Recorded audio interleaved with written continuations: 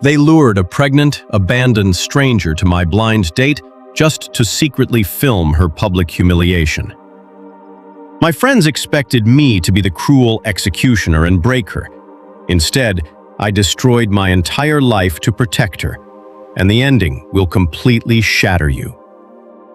There is a specific kind of silence that falls just before a human soul is publicly shattered. It is not a peaceful quiet, but a suffocating vacuum, heavy with malice, while a dozen smartphone lenses lock onto their prey like the cold, unblinking eyes of a predator. I never thought I would find myself at the epicenter of such a meticulously engineered slaughter of dignity, let alone realize it was orchestrated by the very men I had grown up calling my brothers. Why is our species so effortlessly capable of inflicting profound, unnecessary pain on the vulnerable, just for a fleeting moment of digital glory? What happens when you are cast as the executioner in a twisted game you never agreed to play? Welcome to When Home Hurts 2. If you believe in the enduring power of humanity and standing up for the defenseless, please take a moment to subscribe and support our channel so we can continue sharing these vital stories of integrity and redemption. The flashes of cameras were blinding, slicing through the dimly lit ambience of the upscale restaurant like jagged bolts of lightning. Echoing from a corner booth was a laughter so cold and deeply malicious it made my blood run cold. I sat there, absolutely frozen, staring at the woman standing awkwardly at the edge of my table. She was not the glamorous, carefree socialite my so-called best friends had promised when they set me up on this blind date. Instead, looking utterly shattered and completely out of place, was a young woman heavily pregnant. Her oversized maternity coat hung loosely over her trembling shoulders, and her eyes were wide with a freezing, visceral terror as the horrifying reality dawned on her. She had walked straight into a trap. I could hear the cruel whispers of the other patrons, the barely contained snickers bleeding over from my friend's booth just a few yards away. They had deliberately hunted down a vulnerable, pregnant woman, likely through a fabricated online dating profile, and lured her here under the guise of a genuine romantic connection. It was a breathless display of cruelty, a modern-day public execution of a complete stranger's dignity. As I watched the first heavy tear form in the corner of her eye, a massive seismic shift occurred within my own chest. I looked past her trembling silhouette toward my friends. Mark, the supposed ringleader of our group, was holding his phone high, grinning with the hollow thrill of a predator. In that singular, freezing moment, the illusion of my entire social life shattered into dust. I saw them for what they truly were, pragmatic opportunists who built their fragile self-esteem by stepping on the necks of the defenseless, trading in a toxic currency of clout and superficial status. I have always harbored a quiet but fierce belief in the unseen fabric of human decency, in the profound weight of how we treat those who can do absolutely nothing for us. The contrast was staggering, sickening even. I realized I was sitting in the middle of a toxic wasteland I had mistakenly called a brotherhood. The entire setup was designed to provoke me, to make me loudly reject her in disgust, to provide the perfect punchline for their viral video. That was the script they had written for me. But they had forgotten one crucial detail. They did not own my soul. I watched the woman's chest heave as panic fully set in. She was bracing for the impact of my rejection, physically preparing for the verbal blow that would shatter whatever fragile fragments of self-worth she still held on to. But what she did next, and exactly how I chose to respond in that suffocating room, would irreparably alter the course of both our lives forever. Knowing that the suffocating silence in that room was a weapon forged to break her, I decided in that fractured second it was time to forge a shield instead. I stood up, deliberately slow, pushing my chair back against the polished hardwood floor so the scrape would cut through the murmurs of the dining room. I did not look at Mark. I did not look at the glowing rings of their phone cameras recording what they assumed would be my disgusted retreat. Instead, I focused entirely on the trembling woman standing before me, whose tear-filled eyes were bracing for a cruelty she did not deserve. I offered her a warm, unwavering smile, reaching out a steady hand to gently guide her toward the table. "I am so incredibly glad you made it," I said, my voice projecting just enough to carry over to the corner booth. "Please, sit down. You look absolutely beautiful." The shock that washed over her face was palpable, a violent clash of lingering terror and sudden, disorienting relief. She hesitated, her hand hovering over mine, searching my eyes for the punchline, for the hidden dagger. When she found only sincerity, she let out a breath that sounded like a sob and took my hand. I pulled out her chair, waiting until she was safely seated before taking my own place across from her. I signaled the waiter immediately, ordering sparkling water for her and a quiet, comforting appetizer, behaving exactly as a gentleman should on a highly anticipated first date. Out of the corner of my eye, I could see the frantic, confused shifting in the booth yards away. The mocking grins had collapsed into bewildered scowls. Mark lowered his phone, the hollow victory of his viral moment dissolving into ash, because the prey had just been granted sanctuary. I leaned in closer to her, lowering my voice so that it belonged only to the two of us. "I know exactly what is happening," I whispered, holding her gaze to anchor her in the stormy room.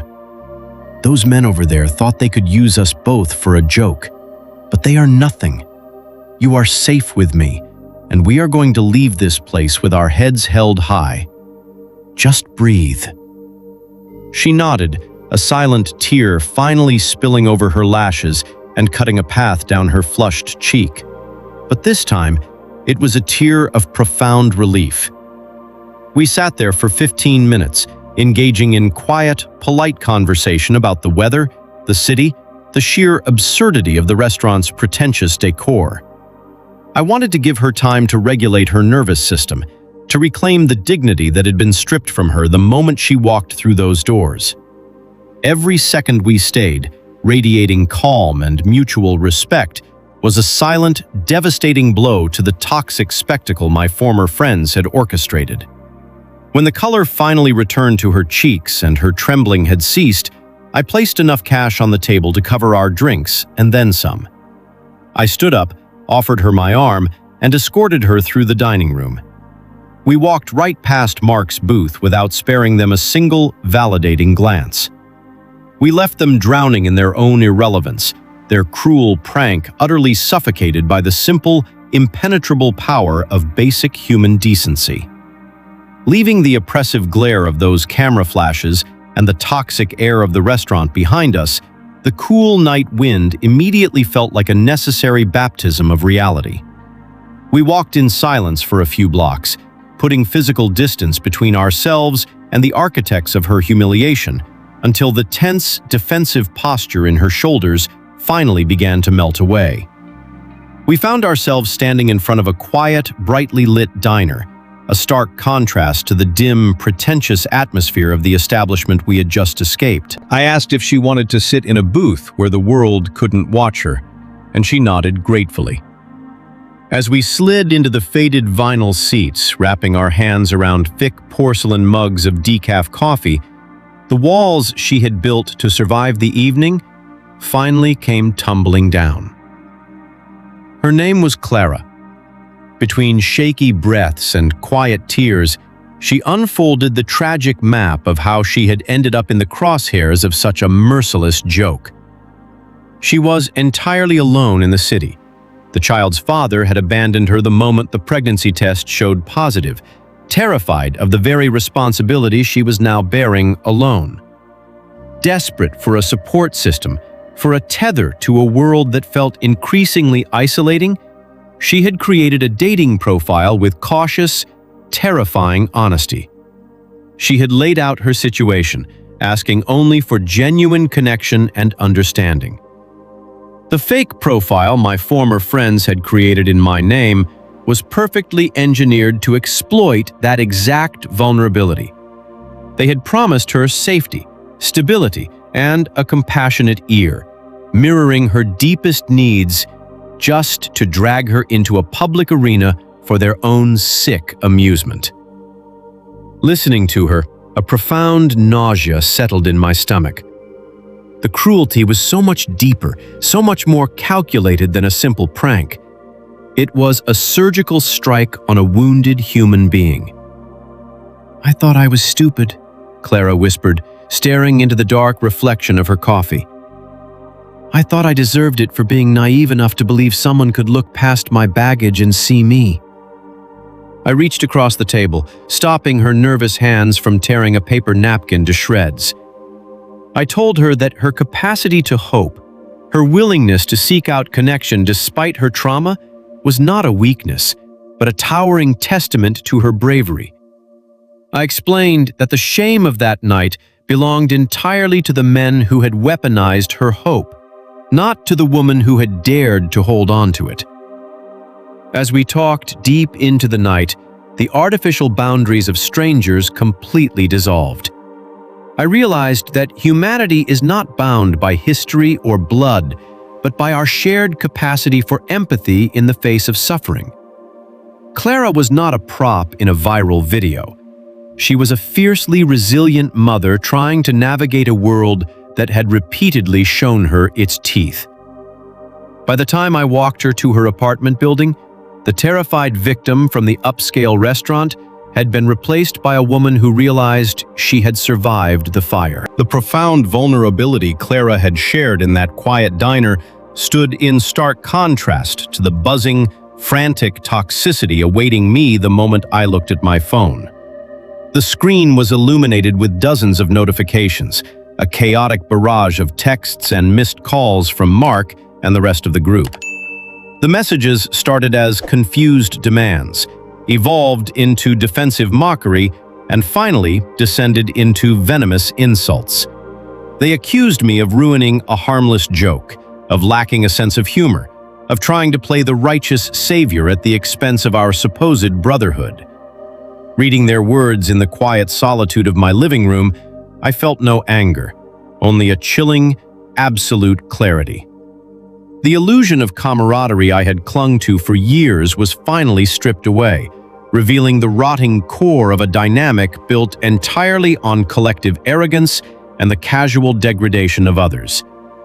To maintain a relationship with these men would require me to numb my own conscience, to quietly endorse a worldview where empathy was treated as a fatal flaw and cruelty was celebrated as a social currency.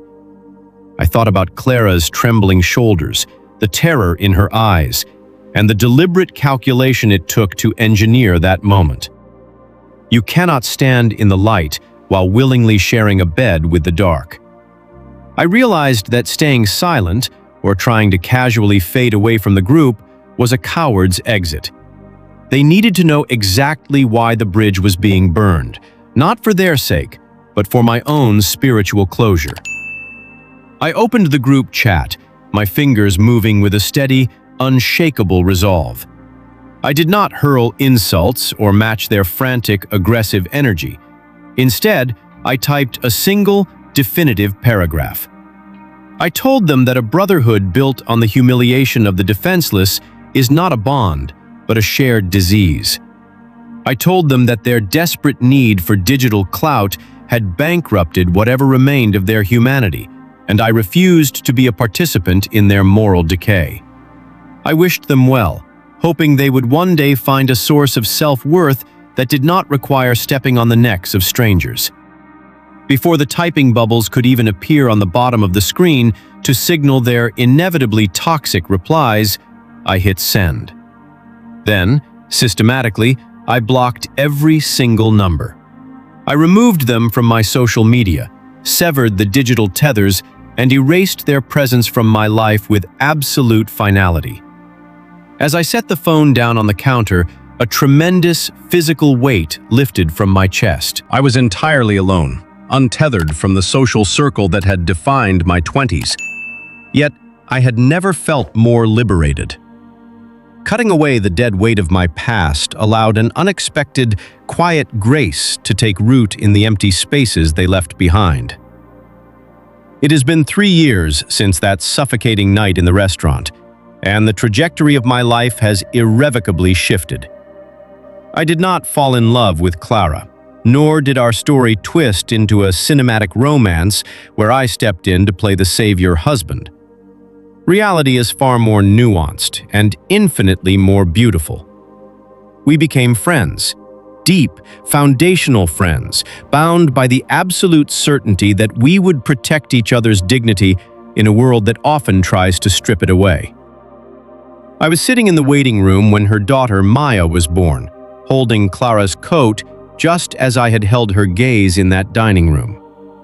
Today, I am proud to be uncle, a permanent, stable fixture in a little girl's life, watching her grow up, surrounded by a village that was built from the ashes of a cruel joke. I never heard from Mark or the others again, though I occasionally see the hollow echoes of their lives on mutual feeds. They are still chasing the same fleeting dopamine hits, still performing for the cold lenses of their cameras, trapped in an exhausting cycle of superficial validation. I look at them now with a strange kind of pity. They traded the profound depth of genuine human connection for a handful of internet likes. They do not know the quiet, overwhelming joy of helping a struggling mother assemble a crib, or the fierce pride of knowing you stood as a shield for someone who could not fight back. We live in an era where the digital landscape often rewards our most base, predatory instincts, where the pain of a stranger is easily converted into a highly consumable spectacle. But we always have a choice. We are the authors of our own moral code. The moment we stop recognizing the sacred, fragile humanity in the people around us, especially those who are vulnerable and can offer us nothing in return, we lose the very essence of what makes life worth living. That night cost me my entire social circle, but it bought back my soul. If you ever find yourself sitting at a table while the wolves circle someone defenseless, do not freeze. Do not politely laugh. Push back your chair, stand up, and be the barrier. The world does not need more viral executioners. It desperately needs more people willing to step into the fire and say, "You are safe with me." The journey from a suffocating, toxic prank to the creation of a lifelong, chosen family beautifully illustrates the transformative power of a single act of decency. When confronted with the casual cruelty of his former peers, the narrator did not simply walk away in silence. He actively dismantled their twisted joke by offering absolute sanctuary to a vulnerable stranger. This deliberate choice severed him from a superficial, rotting brotherhood, but it paved the way for something profoundly real. Clara's story is a powerful testament to the fact that vulnerability is not a weakness to be exploited, but a profound courage that deserves respect. By walking away from a culture that rewards digital clout at the expense of human dignity, the narrator gained far more than he lost. He successfully traded empty, fleeting validation for the genuine, grounding joy of becoming family to Clara and her daughter Maya. Ultimately, this narrative serves as a poignant reminder that our character is strictly defined by how we treat those who are defenseless and can offer us nothing in return.